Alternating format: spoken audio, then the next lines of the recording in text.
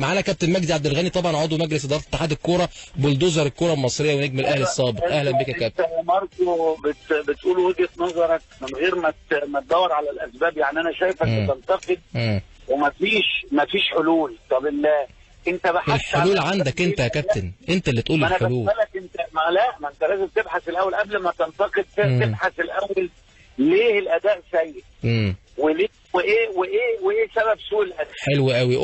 قول لي ليه الاداء سيء. طيب امتداد المواسم وتلاحم المواسم، داخلين على السنه الرابعه اهو. وجهه نظر.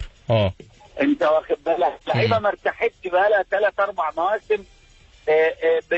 الموسم في دار الموسم على طول، ومفيش راحه الوقت الكافي اللي بياخده اللعيب يرتاح زي العالم كله. يعني وده طبعا احنا بنحاول السنه دي ننهي المسابقه بدري عشان يقدروا اللعيبه على الاقل ياخدوا لهم 20 يوم راحه ما شافوهمش من 3 سنين فاتوا. طبعا دول مهمين قوي، وبيني وبينك برضه لعيبه الاهلي والزمالك مش هيشوفوا ال 20 يوم الراحه دول عشان دوري ابطال افريقيا مكمل. لا، ما هو بعد الجوله اللي جايه هتبعد الجوله اللي بعدها، فبالتالي يقدروا ياخدوا راحه في النص. وبعدين هيبقى عندك منتخب مصر عنده في شهر 8، فمحتاج اللعيبه انها تاخد راحه عشان خاطر منتخب مصر. طيب ماشي، انت وجهه نظرك ان يعني موضوع الراحه ده اثر على اللاعبين. ده شيء واضح يعني. اصلا انت النهارده لما تيجي تتكلم على فرقه كانت بتلعب كويس او عندها اداء كويس او عندها مجموعه من اللعيبه كويسين وبعدين ما بتلعبش كويس، ايه الاسباب؟ لازم تبحث في الاسباب. نمره واحد. بس انا عندي نقطه معلش عايز اتكلم معاك فيها. اداء المنتخب مع هيكتور كوبر بشكل عام في من اول ما بدا لحد هذه اللحظه احنا بنكسب، وما اقدرش ابخس بحق الراجل، والراجل عامل مجهود جيد جدا، ولكن احنا ادائنا او خطتنا مع هيكتور كوبر واحده من زمان، بس الاول كنا بنكسب بيها ودلوقتي ما بقيناش بنكسب بيها. هي خطه غير ممتعه. عايز اتكلم في جزئيه مهمه قوي. اتفضل. احنا دلوقتي مصر كلها ما فيهاش راس حرب. عندك حق. السبب مين؟ المحترفين الاجانب. احنا عندنا قطاعات ناشئين كتيره في الانديه، ما حدش بيقدر انه يطلع عماد متعب او يطلع عمرو زكي او يطلع مروان محسن المصاب او يعني يا كابتن احنا لو جينا نركز بس بالراحه كده هنلاقي ان كل الفرق الاساسيه او الفرق الكبيره فراودتها اجانب اساسا، فبالتالي هنطلع فراوده ازاي؟ تجيب انت لو عندك مصري مش هتجيب اجنبي. ما انت لو عندك مصري مش هتشتري اجنبي. لا كابتن معلش، ما هو عمرو جمال ما كان بيلعب فتره من الفترات وكان متالق من سنه ولا سنتين وكان بيلعب اساسي فيرود منتخب مصر. بعد الاصابه مش عارف يرجع. وباسم مرسي يعني نفس القصه وبرضه مستواه نزل. عمرو جمال قبل الاصابه كان هو نمره 1 في مصر. بيجيب اجوان من اي حته وكان تمام ومع المنتخب وكله تمام. فجاه اتعور. بتدور على راس حربة تاني مش لاقي. لا بس انت عندك احمد جمعه غير مستغل يا كابتن مجدي، عندك كمان عمرو مرعي غير مستغل، عندك عرفه السيد غير مستغل. طيب ما حلو كويس. يبقى انت احنا عايزين نقول ايه؟ احنا عايزين نعمل مساحه للمنتخب عشان يلعب ماتشات وديه عشان يتفرج على اللعيبه دول. حلو. انت ما عندكش مساحه. انت واخد بالك.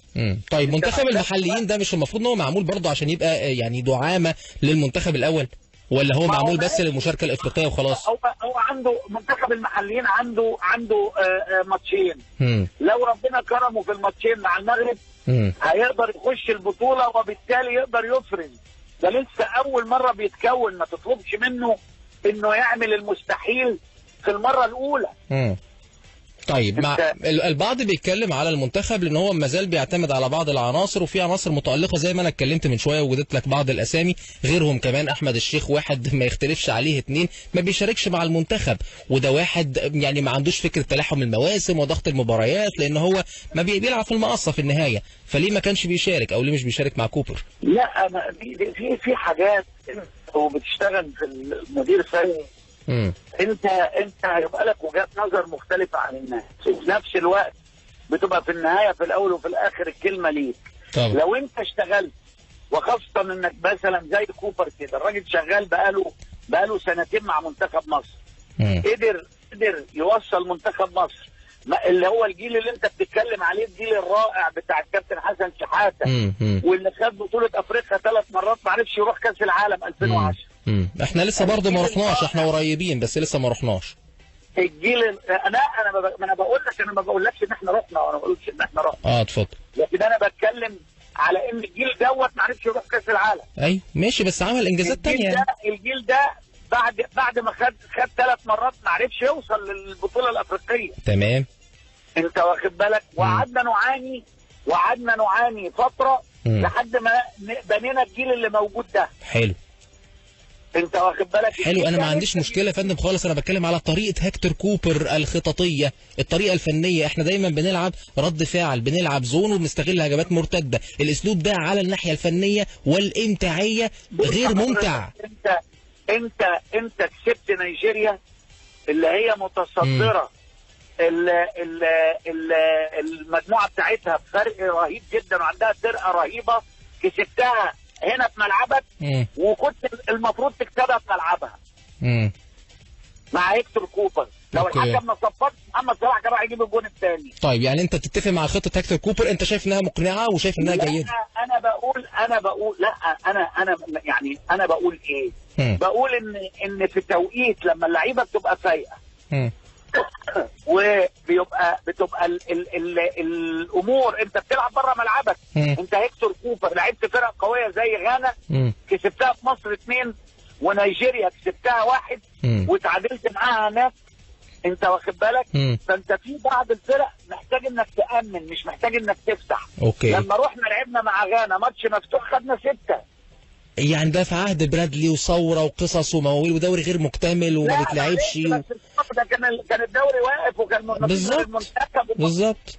والمنتخب كان هو يعني المفروض في التوقيت ده كنا رحنا كاس العالم، لان خلاص الدوري واقف وما فيش غير المنتخب زيه زي النادي معسكر وقاعدين مع بعض. لا بس ما فيش ماتشات يا كابتن تأهل اللعيبه، يعني اللعيبه ما كانتش في التوب فورم اساسا. المفروض انهم سافروا ماتشات دول كتيره ولعبوا ماتشات دوليه كتير، انما ما علينا. طيب احنا بنتكلم على فكره طبعا هو ليه طريقه وبيكسب بيها فترات كتير، ولكن في النهايه احنا بنتكلم ان كل ماتش بتجيلنا بالكتير قوي فرصتين 3. احنا لو ما جبناش ال3 فرص دول بيبقى عندنا ازمه. ليه دايما بنشتغل كرد فعل؟ ليه دايما مش بنبادر بالهجوم؟ نتكلم على المرحله اللي جايه. احنا الماتش بتاع تونس، اللعيبه كلها ما كانتش في حالتها، بما فيها هيكتور كوبر. اكيد لما الجهاز الفني يبقى مش في حالته واللعيبه مش في حالتها لازم يبقى في خساره. فالخساره حصلت، والحمد لله انها يعني 1-0.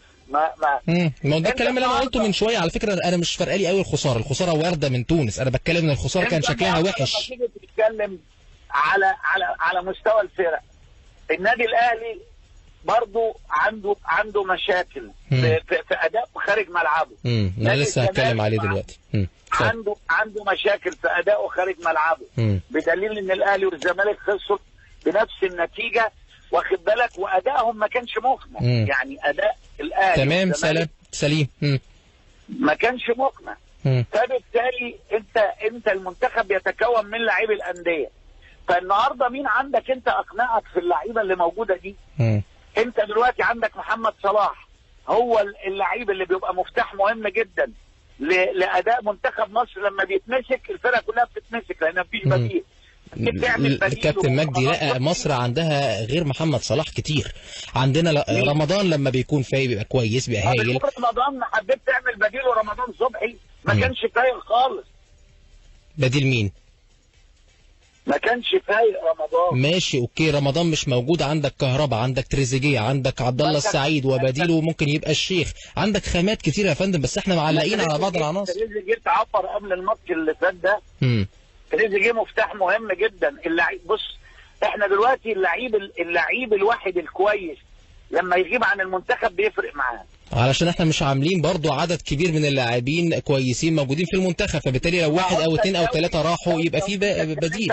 انت اتكلمت على احمد الشيخ وعلى مين تاني؟ لا اتكلمت على الفراوده، بنتكلم في عمرو مرعي واحمد جمعه مثلا، يعني من اللعيبه اللي مش منضمين. عرف السيد واحد من الناس. بنتكلم في هشام محمد في المقص، لعيب كويس جدا برضو ما بينضمش، على سبيل المثال الحصر يعني. لا طب انت كلمت اربع خمس، وانت لو حصرت مش هتلاقي لعيبه كتير كويسه ما اتضمتش. لو حصرت حتى مش هتلاقي لعيبه كويسه يعني المساله هي محدوده. المساله محتاجه ايه؟ محتاجه ان احنا عايزين يعني احنا ربنا يوفقنا بس وننهي الدوري، ندي اللعيبه راحه. يمكن الراحه دي تكون هي السبب في ان اللعيبه تاخد اجازه كويسه وتبتدي ترجع للمباريات. ما هو انت النهارده من كتر ما بتلعب انت بتزهق. طبعا اي حد في الدنيا لما بيشتغل كتير بيزهق طبيعي. وبيجي لك تعب وبيجي لك، ما حدش بيلعب 12 شهر في السنه. طيب خليني اخدك من موضوع المنتخب ده لموضوع القيد الافريقي للاهلي والزمالك، هتعملوا فيه ايه؟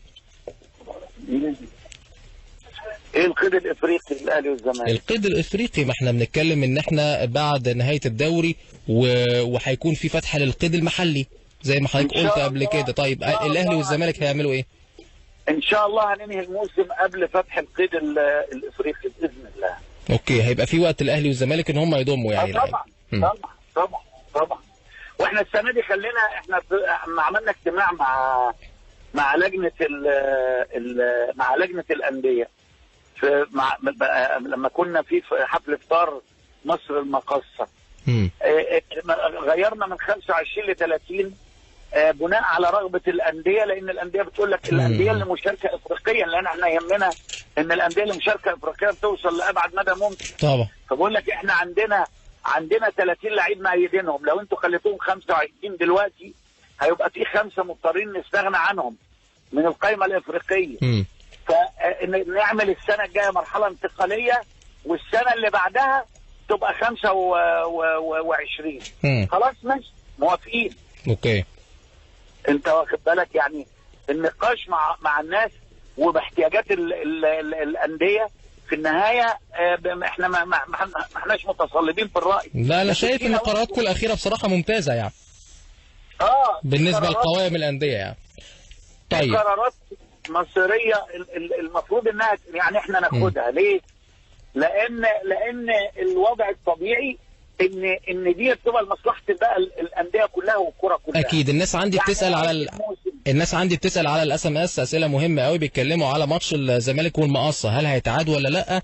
خصوصا ان في حكم قضائي باعاده المباراه، انتوا هتعملوا ايه في الازمه دي؟ لا هو حكم قضائي ده هنبعت الحكم للاتحاد الدولي. والاتحاد الدولي يقول لك بقى تدخل حكومي وحسبة بيرما. لا ما نعرفش بقى هو يقول ايه. ما هو هيقول كده يا كابتن، ما انت عارف وانا عارف. مين اللي ما هو والله ما لو